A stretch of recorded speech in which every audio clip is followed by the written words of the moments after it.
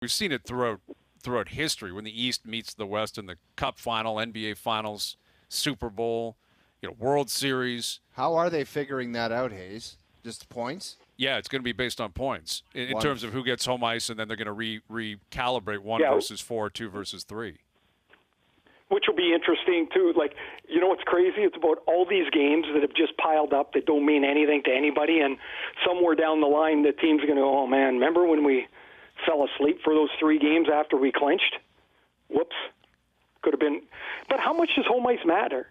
I don't know if it will, because we don't even know what the landscape is going to look like, Ray. Are they in a bubble? Are they not in a bubble? Or what? Especially with the Canadian team, where I think we all accept they're probably not playing up here.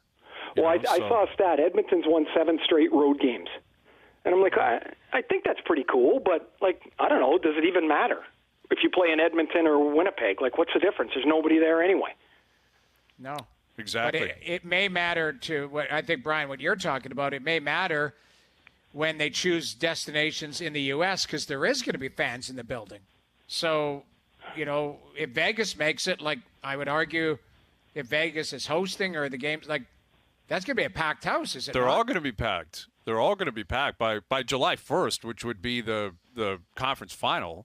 Right. You just referenced it, Noodles. That appears to be the plan down in the States. That's still a month and a half away. Right. They're going to be open for business. Like they announced in D.C., I saw the mayor issued a statement a day or two ago. I want to say, early June 10th or something like that. It's basically done. No restrictions, nothing, go. So if the Capitals are in the second round, I'm assuming they'll have 18,000 people in the building, which would be cool. What a shot of energy that would be. All year you've been playing in church, and now you're going to have actual noise and fans and momentum. Man, that would be awesome. Crazy. And I would think you'd have to – what would be interesting is whether you have 2 teams with 2 different policies based on their states. You know what I mean?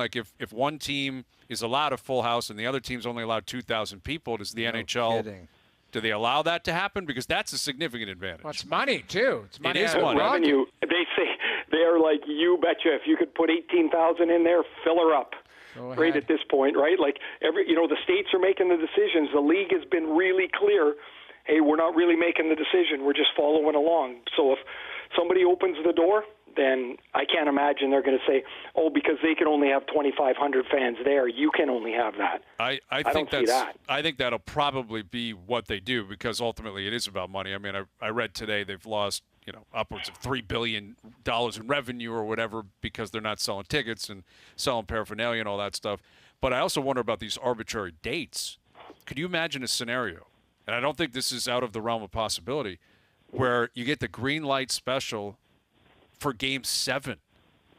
The first 6 games, it's 25% or 50%, and then all of a sudden that arbitrary date that the state put forward falls between Game 6 and Game 7, and you got to go into some team's barn for the first time in a year and a half, and it's 18,000 lunatics in there for Game 7. That would be amazing, and I kind of expect it to happen. And yet up here it'll be, we'll be doing what we've been doing. So it'll be 2 separate experiences for sure.